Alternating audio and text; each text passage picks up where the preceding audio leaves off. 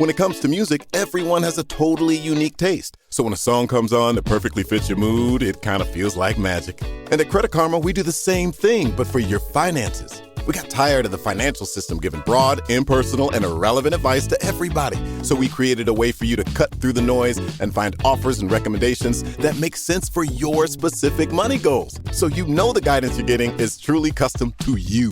Download Intuit Credit Karma today and get everything you need to outsmart the system. Tired of listening to the same old playlists or podcasts over and over?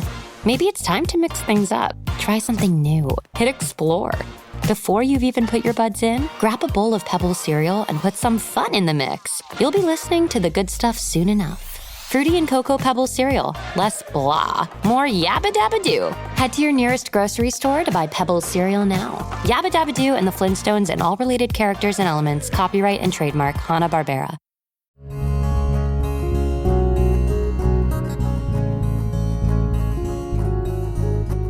Welcome to the Casting Across Fly Fishing Podcast. I'm Matthew of castingacross.com, where I explore the quarry and culture of fly fishing. You know, maybe Grandpa told you that you're not supposed to talk or you'll scare away the fish. Do you remember that? Sitting on the banks and fishing with a cane pole and a bobber and him telling you not to talk? Well, there is wisdom in that if you are a grandpa or somebody who's taking a young person fishing, it's a wonderful way to get them to be quiet for a few minutes. Now, how much does that impact the fly fishing? I'm not particularly convinced. And I'll talk about that today, because today I want to talk about 4 ways to think about approaching the water and maybe some myths or some priorities that have been a little bit flipped around what we think about when we think about approaching the water and fly fishing.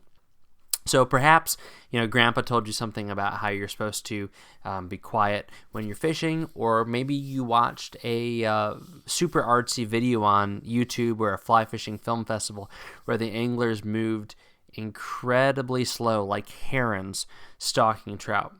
And so whatever the reason, you are convinced that the trout that you're fishing for are the smartest creatures on this planet. And not just smart, paranoid. They don't do anything, but they wait for anglers to come, and they're watching out for goofballs dressed to the nines and really fancy shirts with capes on the backs and vents in the armpits and waders that have zippers on them so that you can relieve yourself, appropriately, and all of the other fancy trappings of fly fishing. That this is what a trout does. It is spending its entire life waiting for you. So some of that is reality. Because at the end of the day, fish are really only doing a few things, right? They're looking to eat, they're looking to make baby fish, and they want to stay alive enough to do both of those things. So they are concerned about predators. They are. That being said, they don't live in fish bowls. They don't live in controlled environments where there's nothing happening around them. So it's not as if you're encountering trout, bass, whatever, in vacuums. You're encountering fish that are in nature, that are experiencing all sorts of stimuli all the time. And as people are often, want to do, we see ourselves as the most important thing wherever we are. And so that, I believe, kind of translates into the way that we think about the way that we impact the environment when we enter it. And if you've spent any prolonged amount of time outdoors, whether it be fly fishing or hiking, you know that we do have a significant impact. But if we're by ourselves or in small groups, there's not as much impact as we think, especially if we're not being ridiculous. We're not running, we're not yelling, we're not being particularly flashy and bright and shooting off fireworks or pistols like Yosemite Sam walking down the trail or the stream. So, do we have to move slowly? Absolutely. Do we have to be quiet? Of course, but within reason. Fly fishing for fish in water isn't the same thing as hunting deer with Bowie knives. You want to have some sort of decorum when you're riding the subway too. If you're loud and ridiculous, you're going to get beat up. So it's not like you act one way normally and one way while you're fly fishing.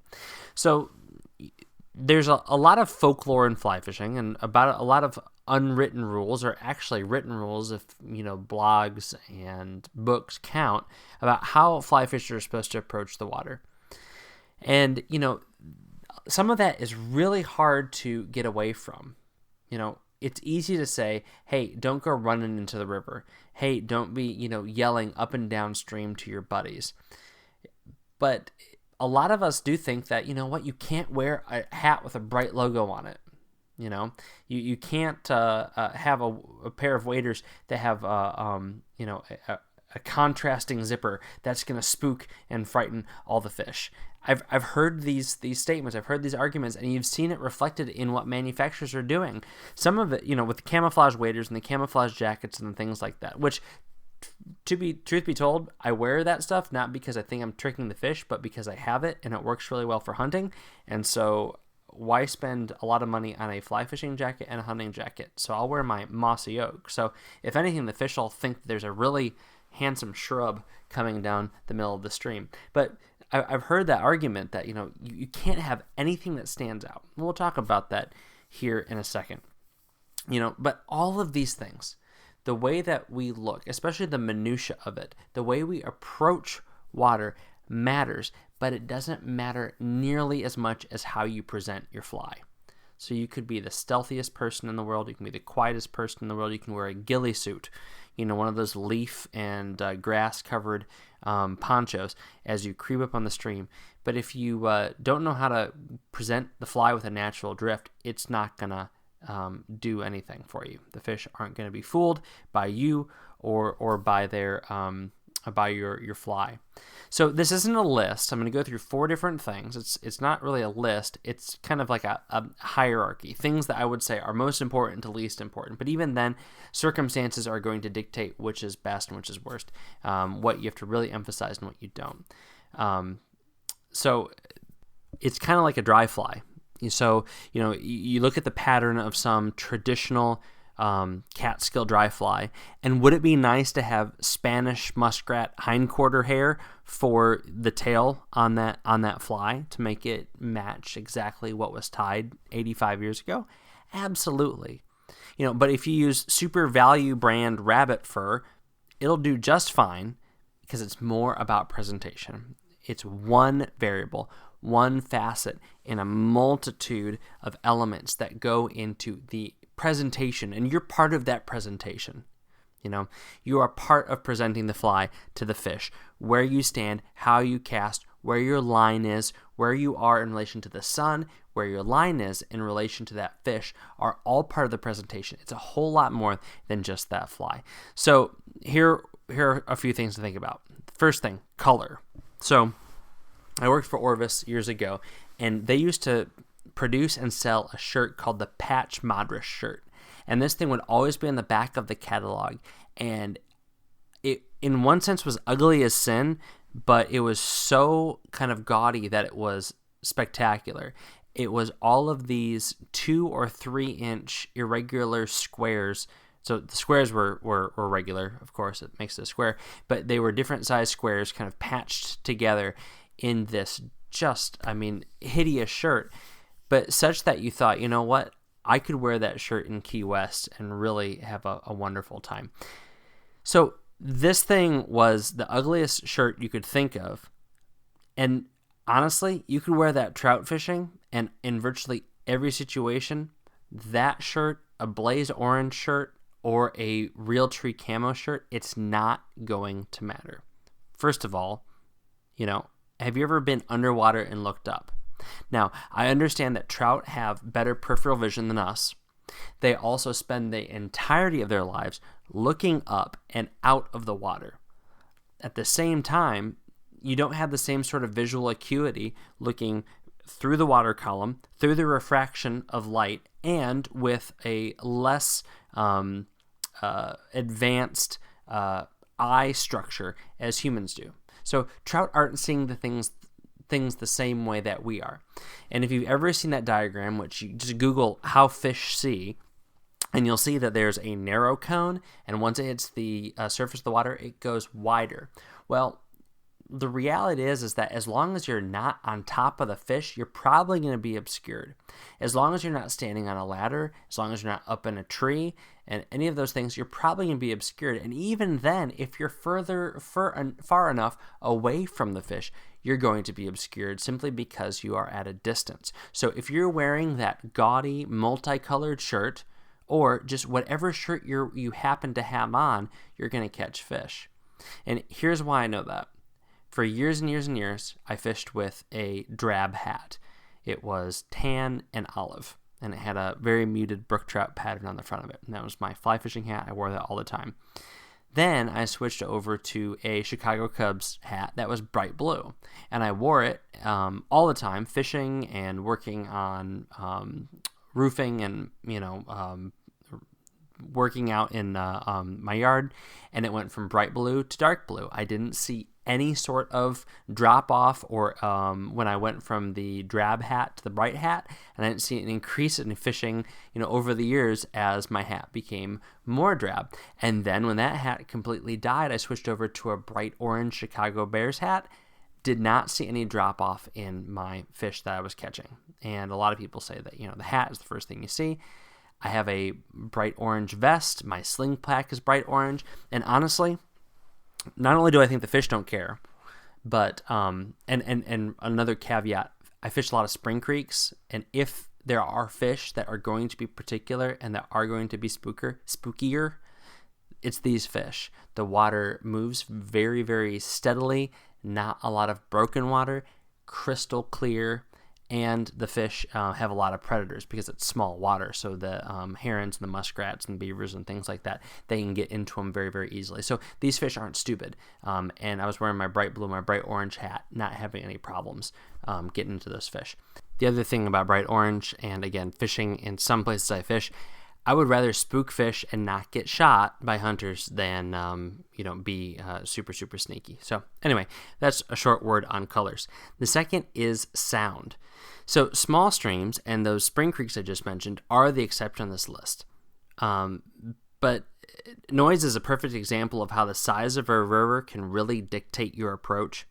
In normal circumstances, you have to think what the trout is perceiving on a moment by moment basis. There's a lot of noise going on. And I heard somebody who'd done a lot of research on this and spent a lot of time doing scuba diving, and they said, there are a lot of sounds underwater, but the noises that break that baseline sound are what the fish hear. So I would say that's an excellent, rule to think of. So you walking in the riverbed, if you are walking and it really ramps up the volume of what that fish is hearing, of rocks moving, then I would say, yes, that is going to disturb fish. But if there's a lot of water, so if you're fishing a larger river, you walking and disturbing a rock here and there is not going to bother those fish. Similarly, if you are fishing a stream that has plunge pools, if you are downstream one plunge pool from the stream, from the fish that you're fishing for, I honestly believe you can do virtually anything. You could set up a campfire and have a boombox, and as long as you are not vibrating the water 20 to 30 yards above you, you're probably going to be okay, because I have done some really ridiculous things in the plunge pool below the pool I'm going to fish next and still caught trout. And given, are those fish super opportunistic and they're just really looking for a meal because of the habitat they're in? Potentially. But I do think that there are a lot of environmental factors that mitigate the sounds that we make. So talking, I fished in canoes and kayaks. I've taken my kids out, and they've dropped stuff into metal bottom boats, and we still catch fish. Are we missing out on the most wary and spooky and potentially large fish? Maybe. But at the same time, we're still catching lots of fish and catching lots of good fish. So I'm not super convinced that noise is the biggest attractor of for making a presentation to a fish. Does that mean that you should, again, be just reckless? I don't think so. But should you, be a stickler for, your kids chewing gum in the boat, or having quiet conversation on stream banks? Absolutely not. Fish are used to sound, and so as long as you don't really just rip through that baseline of what they're used to, that kind of variation of a little bit louder and a little bit quieter of what they're used to, then I think they'll be okay. And actually, there's been a few times where it's gone from loud to quiet, and I've seen the fish freak out because of that. Once was a rock quarry where they were running some equipment, and I was fishing to some fish, and I was just deafening, but you get used to it. And as soon as the equipment turned off, the fish kind of freaked out. So, it's not just getting louder. If you can be in those circumstances, when things get quieter, that can actually bother the fish, but there's not much you can do about that. The third thing is shadow and silhouette, and this is a big one, because remember, the fish is constantly on the lookout for things that are going to eat it. So if you cast a shadow over a fish and it hasn't had a shadow cast over it in a long time, that's going to spook it because it thinks it's an osprey, it thinks it's some other sort of predator. So, that in that respect, it doesn't matter what you're wearing. If you're wearing Dayglow chartreuse or you're wearing drab olive, the shadow or the silhouette that you cast are going to be of infinite more detriment to your presentation and ability to fish for those fish than the colors that you're wearing, because you are creating an enormous obstruction in that fish's view cone, what it sees, and from the refraction of the surface. So that is really a bigger deal from my experience and from what all the experts say. You don't want to cast a shadow over the fish. That's common sense. You also don't want to be a silhouette. You don't want them to see something new moving across the bank, because again, the first thing they think is predator. You blocking out the sun is going to make them think that there's a danger afoot. So, but this isn't just the sun. I've seen this happen with the moon also. I moved out of the trees were at my back, and I moved out into the middle of the stream, fishing a nighttime hatch, and things got really quiet in front of me once I moved to a point in the stream where the moon had gotten over those trees from my perspective, if that makes sense. So basically, I was a silhouette where there once was not a silhouette because of where the moon was. So talked about colors, talked about sounds, talked about shadows and silhouettes, and lastly we'll talk about angles.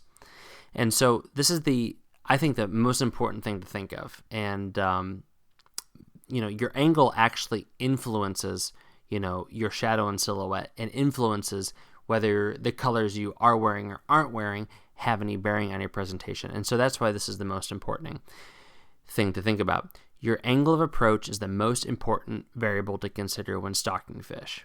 You can wear a vest adorned with Christmas lights and sing a sea shanty at the top of your lungs if you're downstream and behind a plunge pool.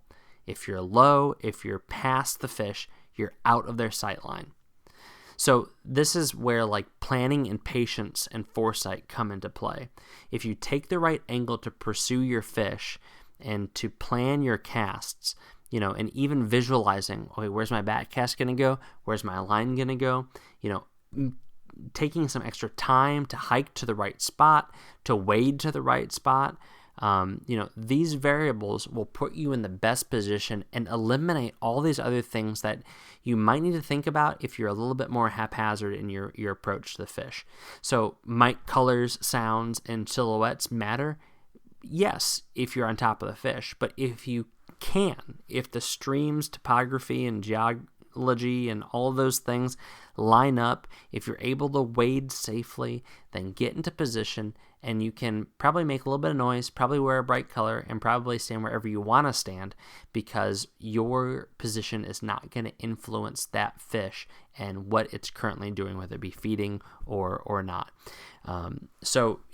Taking those extra minutes, actually, if you think about it, can be much more valuable. And this is why I wade more than anything. Not because I like being wet, but because, I like getting into a spot in a situation where, and I cast, I'm making the best possible presentation without having to really, crawl or sneak or, put on a camouflage buff or something to that effect.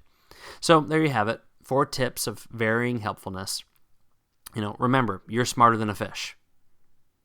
Claim your spot in the food chain. Even if you're going to catch and release the thing, claim your spot on the food chain. Be smart. Be smart like a predator and approach the fish in the right way. This week on Casting Across, I had 2 articles that I thought were worth your time. The first one is in recognition of Mother's Day. It's called To the Moms of Fly Fishers. So especially if you started fly fishing as a child, as a teenager, or as a young adult still living with your mom, you will appreciate this. Just some of the things that a mom would have to put up with. I know I am very thankful for my mom, for everything she put up with, especially as a single mom of a teenager who was into fly fishing, who wanted to drive hours and hours away before they had a license. It was very, very special, and I appreciate it. So I love you, Mom. Happy late Mother's Day. And this post is worth for her and for all the other moms out there. The next post is called Why Tie a Fake Fly? And this one's I thought was really good. It is about just a practice fly that I tie. It's a little bit of felt that is tied in backwards, and it's meant to replicate a fly with a lot of wind resistance.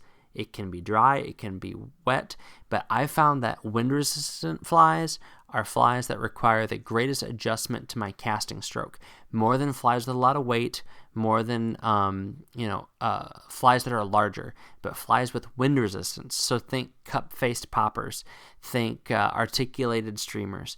These flies require a real adjustment to your casting stroke because of the way that their aerodynamics impact the mechanics of your cast. So I wrote about that a little bit, and I've got some silly pictures of this fly that I tie. So check those out on castingacross.com. This week's recommendation is actually very, very timely because as I am recording this podcast, my phone is buzzing from a bunch of guys that I could go fishing with this Monday if I wasn't previously engaged. But it's a group of guys that I tie flies with, that I fish with, that I hang out with, and it's not because we have known each other for years. It's because of just a local fly tying event. And I've written about this before, and actually did a podcast about it before, but I really just want to encourage you, especially if you are older or you kind of style yourself as a lone wolf angler, definitely consider getting involved with a local tying night, a local Trout Unlimited chapter, a local just a casting club. I know those exist in a lot of places, or a conservation organization. Just to get out there and meet new people. You'll be just really, really blessed, I feel, with some of the stuff that you are going to glean from that, whether it be finding new locations to fish or getting somebody in your life that you can talk about fishing and even more with, because, again, fishing is just one component of a really rich existence that we're blessed to have. So, again, for me, it's really timely because I'm thinking about not fishing with these guys and how much I enjoy it, how much I enjoy fly tying. But I would seriously just recommend finding something locally, whether it be through a fly shop or Trout Unlimited chapter, or just something that you see on social media. Take a flyer on it, go have a good time, whether it be tying or fishing or cleaning up a stream. Do it. Spend time with other people. You won't regret it. Thanks for listening to the Casting Across Fly Fishing Podcast. Please subscribe in your favorite podcast app and rate the podcast on iTunes. Then head over to castingacross.com where you'll find more info on this podcast and 3 posts a week on the people, places, and things that go into the pursuit of fish.